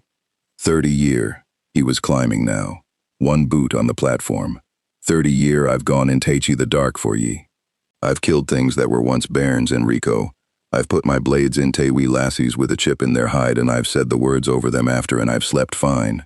Because every single time I could stand up straight and say that thing was already dead, and I finished it. He jabbed a finger at the crowd. That is a nurse. That's a nurse with a drip stand, standing in the road at 1 in the morning, and you've just told her she's a heretic. Where's the bayonet go, Enrico? Show me. Show me where it goes. Father, you've made me choose between the church and God, you wee ferret, and I'll tell you this for nothing. You'll know like which way I went. And then the storm came down the street. It came the way weather comes, without asking, the rain going sideways and every fire in the road bending, and Thor Odinson landed on the tarmac between 3,000 crusaders and 11,000 people in dressing gowns. He did not raise the hammer. That was the first thing everybody noticed, and it was noticed by Anderson, by Heinkel, by Maxwell, by the woman with the cat carrier, and, 6 miles up in the Deus Ex Machina, watching on a screen with his chin on his folded hands, by a small round man who breathed in very slowly through his nose. Thor set Mjolnir down on the road at his feet, and left it there. Priest, he said, on the chair, come down. I will not. Then hear me from up there, and hear me well, for I will only say the whole of it once. Thor turned, slowly, and looked along the ranks, not at Maxwell, at the men, at 3,000 faces in white, boys most of them, 19 and 20 and 22, standing in the rain in a foreign city holding blessed steel. You are not going to fight me tonight. They will do as they are. Be silent. The thunder that went with it was not a threat. It was punctuation. Maxwell shut up anyway. You are not going to fight me, Thor said again, because I am not going to fight you, and it takes two, and I have decided. He spread his empty hands. I could end this street in a heartbeat. Every man of you, your archbishop first. I want you to know that I know it, so that you do not mistake what follows for weakness. He let that sit. And if I did it, what would I be? I would be a heathen god, who came out of a hole in the sky and struck down a Christian priest with lightning in front of his own men. Every one of you would go home to your villages and tell that story. And in 100 years there would be a new crusade, and it would be against me, and it would be right. He turned back to Maxwell. That is what you wanted. You wanted a god in your procession, or a god at your throat, and either one makes you the center of the tale. I decline. I will not be your enemy, and I will not be your ornament.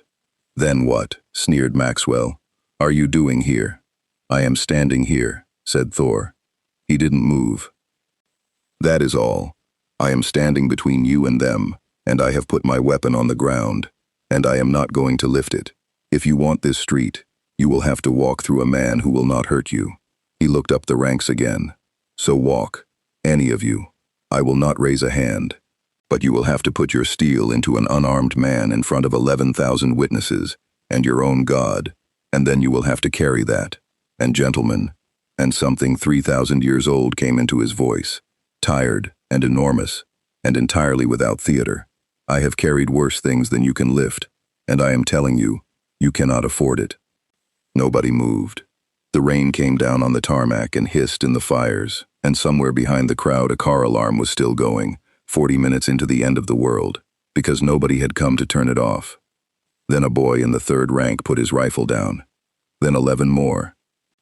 Then a whole section knelt, not to Thor, away from him, facing the crowd, the way you kneel when you've decided to be a wall instead of a spear.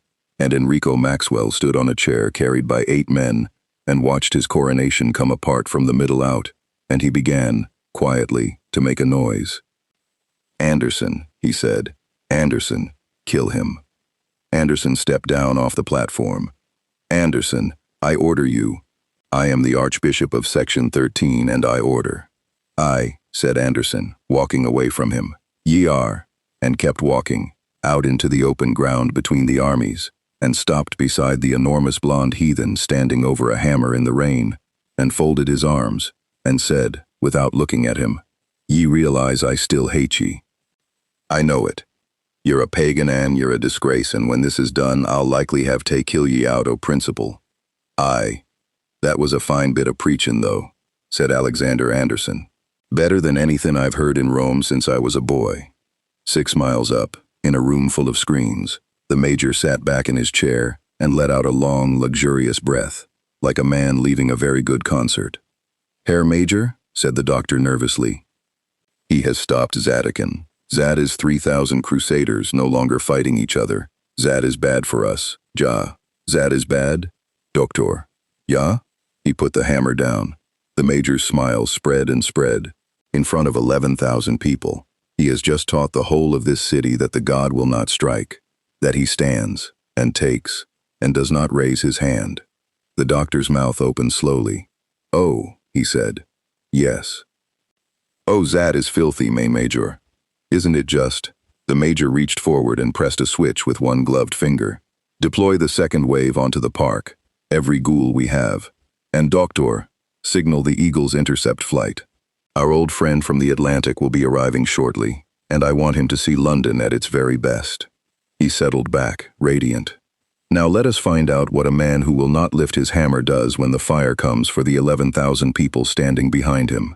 The second wave came onto the park at 1:20 in the morning, And it came the way a tide comes into a place with no cliffs.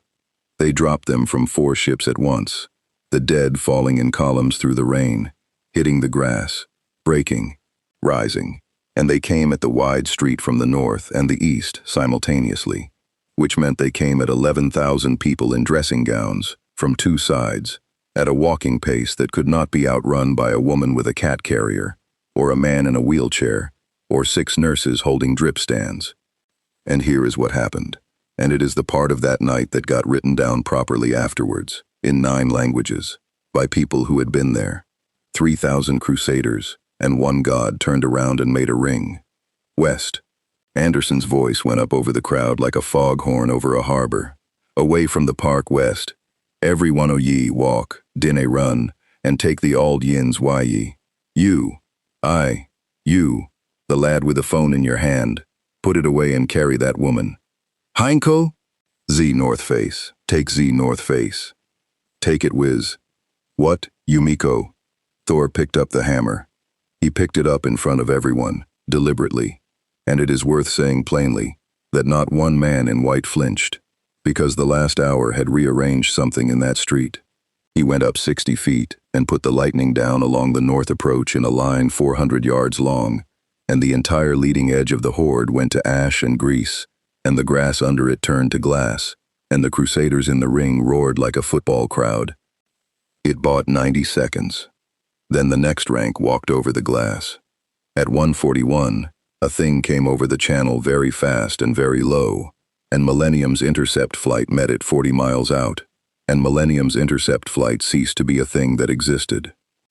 At 1:52, the ship carrying it made port in a burning city, and the ramp came down, and Sir Integra Fairbrook Wingate's Hellsing walked off it in a coat and a pair of ruined shoes, having come the last stretch by fast attack craft with 9 men and a headache the size of the county. Behind her, in the dark, something got off the boat and started laughing. It took Alucard 11 minutes to walk from the docks to the wide street south of the park, and he walked, and he took his time, and everything he passed on the way stopped existing in a manner that people 2 streets over could hear. He arrived in the middle of the ring at 2:03 in the morning, straightened his hat, and looked around at the burning city, the ghoul tide, 3,000 kneeling Catholics, 1 enormous blond man, and Alexander Anderson standing side by side with him. "Oh, this is wonderful," he said. Police girl, look at this. It's the best thing I've ever seen. Judas Priest and the pagan sharing a foxhole. I want a photograph. Someone get me a photograph. I want it on the stairs." "Alucard," said Integra, arriving 4 steps behind him. "Master, look up." He looked up. The Deus Ex Machina had come down out of the cloud and was sitting over central London like a thumb over a candle, and every screen and speaker in the borough came on at once. "Ah," said the Major, "the whole family." He was at his desk, in his white suit, and behind him through the observation glass London burned in a way he had plainly had framed. Sir Integra, vampire. Draculina, my condolences on the Frenchman. He was better than his file. Father Anderson, you have gone quite spectacularly off message, and I am delighted for you. And the gentleman with the hammer, whom I have been waiting 50 years to disappoint. "Get to it," said Integra. "I am getting to it, Doctor." Somewhere behind him, a switch was thrown, and every cargo door on every Zeppelin above London opened at once, and 3,000 living people looked out of 8 gondolas at a 400-foot drop. "There they are," said the Major fondly. "Now, Odinson, 8 ships, you may catch one. I have run the numbers with a man who is very good at numbers, and he says you may, at the outside, catch 2, which does rather leave a remainder." Thor said nothing. "And while you are catching them, my second wave walks into 11,000 people in the street behind you, and while that is happening, my battalion is going into the underground, where there are perhaps 90,000 more." The Major's voice went soft, and that was the worst it had been all night. "You cannot be in 3 places. You have known that since Bermondsey. You have known it since a boy told you to count twice." Alucard quietly said, "He's not wrong."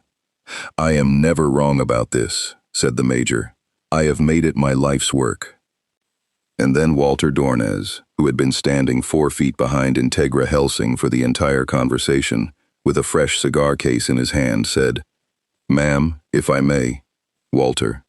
"You'll want to step back," said Walter. "Rather a long way, I'm afraid. It is not necessary to describe all of it. What is necessary is this." He took off his gloves and folded them, because he had folded them every day for 52 years.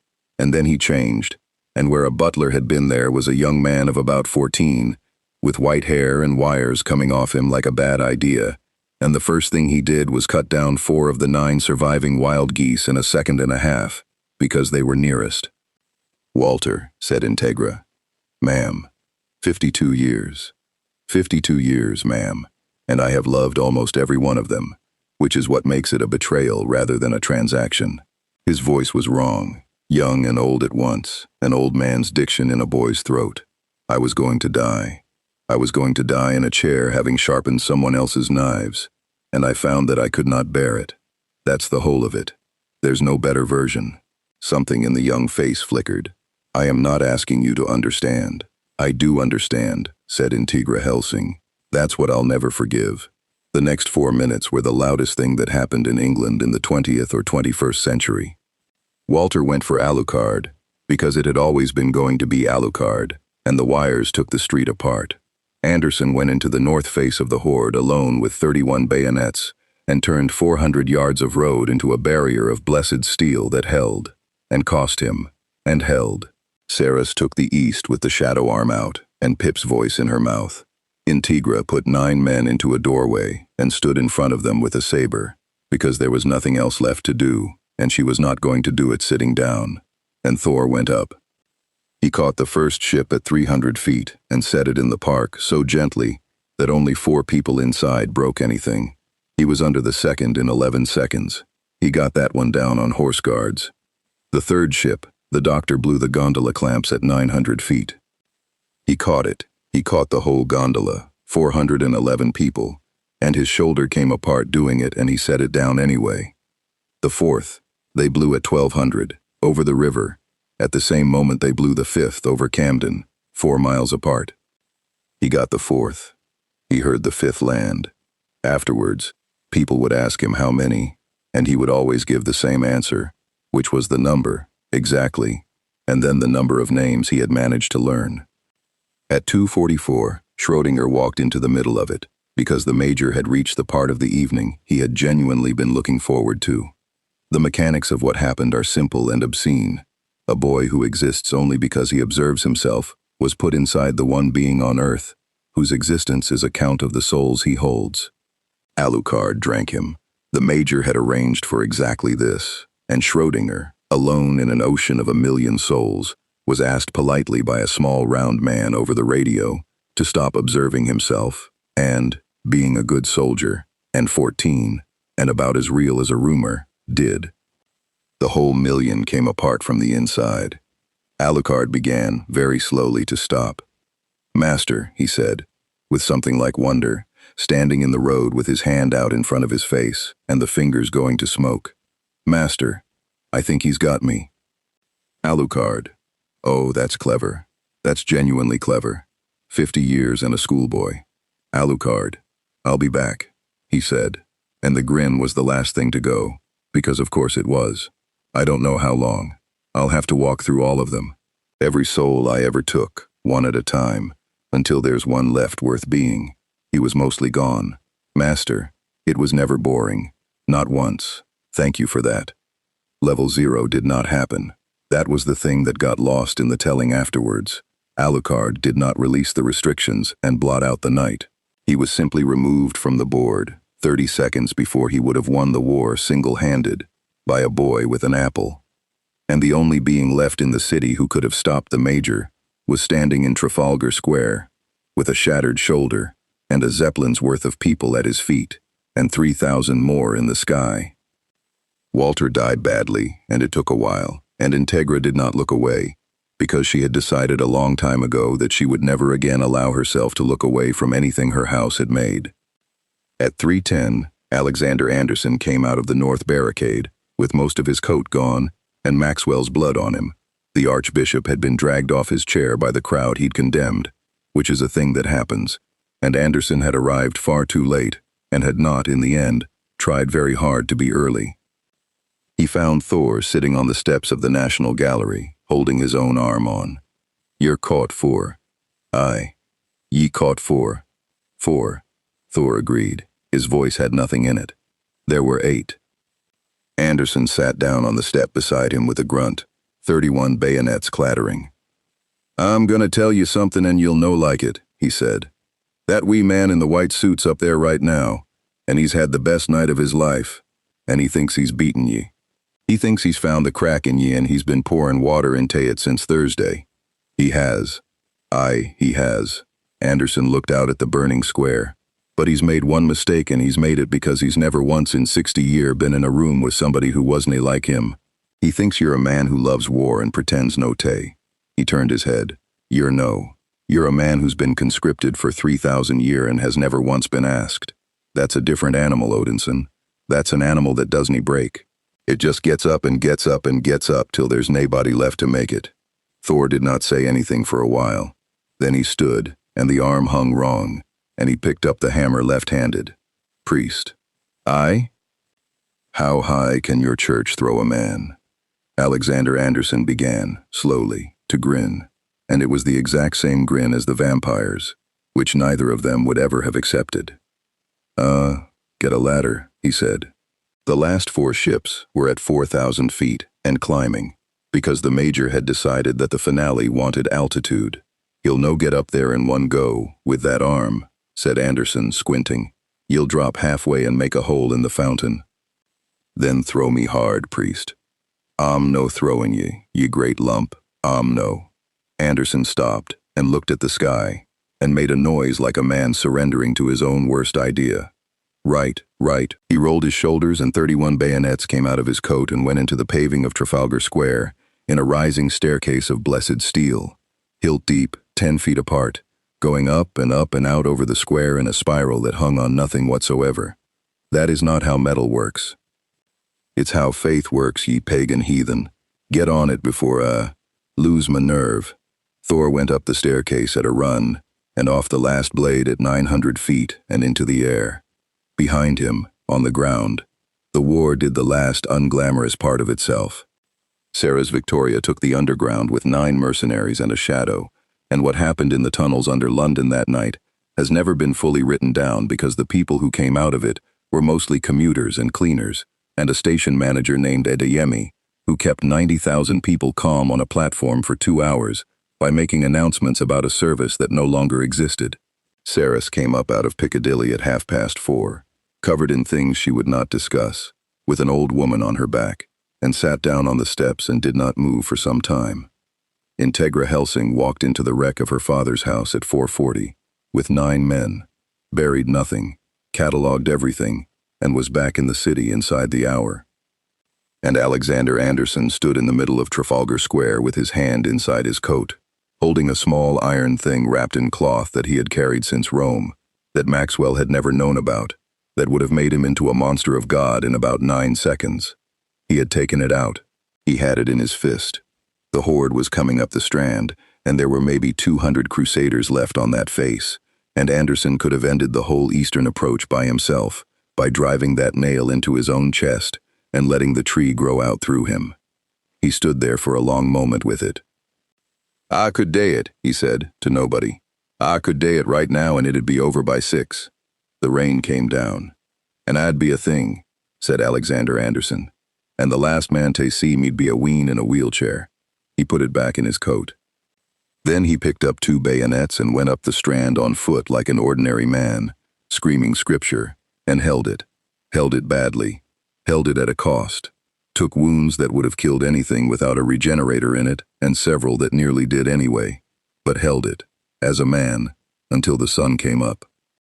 Which, it turned out, was the entire point of the night, though nobody said so at the time. Thor came through the observation glass of the Deus Ex Machina at 4,000 feet. He did not come in like a storm. He came in through the window at a walking pace, essentially, having flown the last stretch slowly, and he landed on the carpet of the Major's war room in a shower of glass and rain, with one arm hanging useless, and blood on him from 4 different centuries of thing. The captain was already moving. They fought for 40 seconds, and it was the honest kind, the silent werewolf who did not speak or boast or telegraph, and a god with one working arm. The captain was extraordinary. The captain was, in a straight line, the second best soldier in that war. He put Thor through 2 bulkheads and a map table, and when it ended, because Thor got a hand on his collar and simply did not let go through everything that came next. And at the very end, the captain looked at him with those flat, pale eyes, and did not struggle. And Thor said, "You are tired." And the captain closed his eyes, and that was all. Then the room was quiet, except for the wind coming through the broken glass. The major had not moved from his desk. "Sit," said the major. "I will stand." "Sit down, Odinson. You are bleeding on a rug I stole from a very bad man in 1946. And I would like to look at you properly." Thor sat. The major poured 2 glasses of something amber, pushed one across the desk with 2 fingers, and folded his hands. Below them, through the wall of glass, London burned in a long orange smear from Southwark to the park, and further out the dawn was coming up gray and pink and entirely indifferent behind it. "How many did you catch?" 4. 4. The major nodded slowly. "I said 2. I told the doctor 2. He has a great many equations, and I had a great many years of watching men, and I said 2. He raised his glass.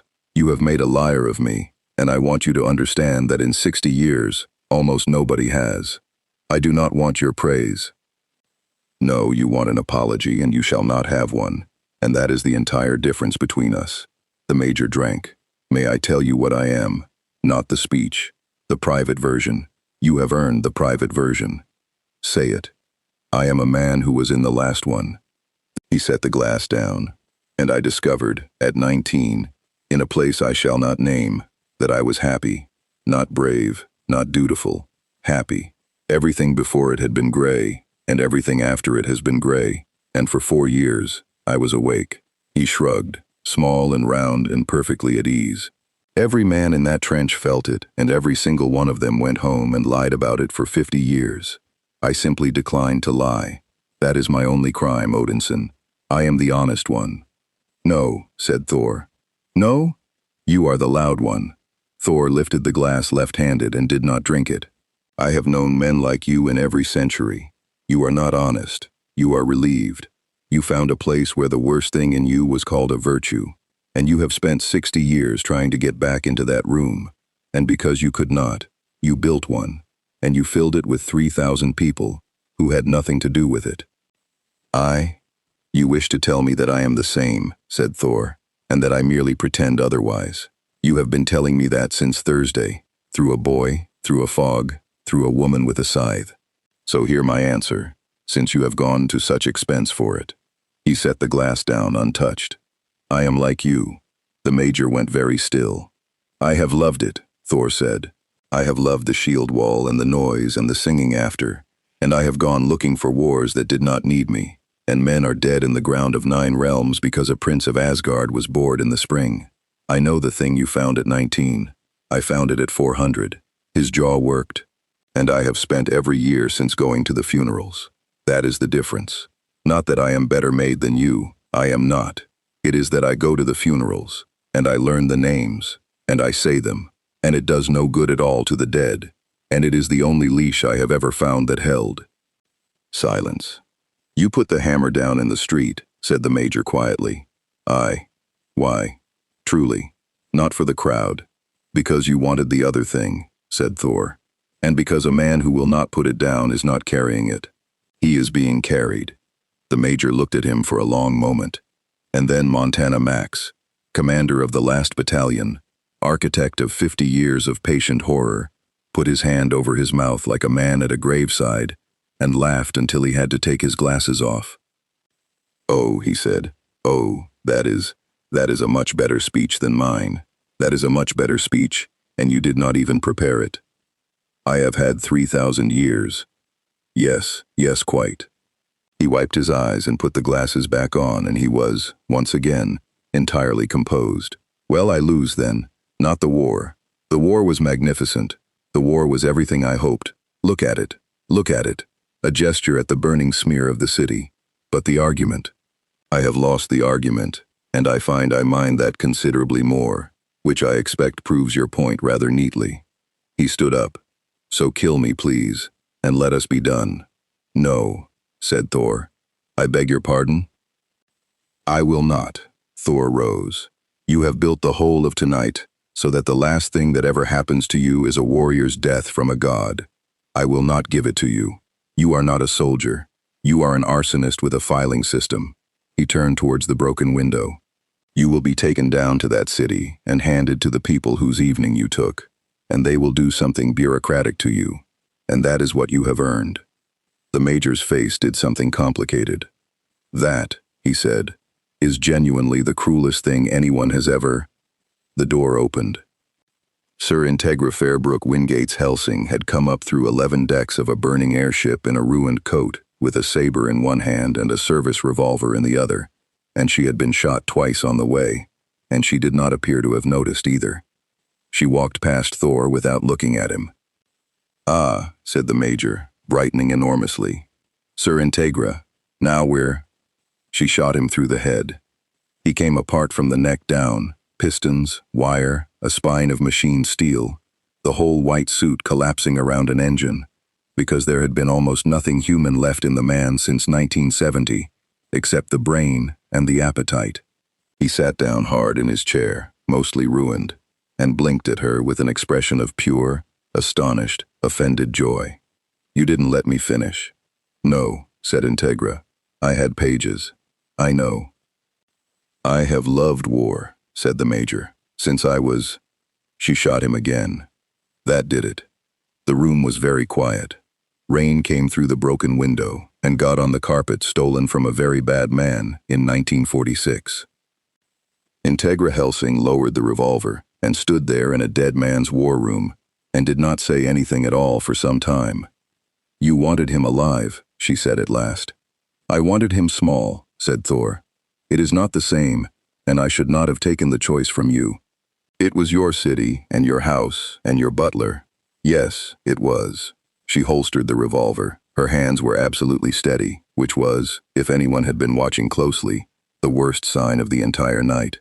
For what it's worth, Odinson, and this house does not say this. Thank you. 4 ships.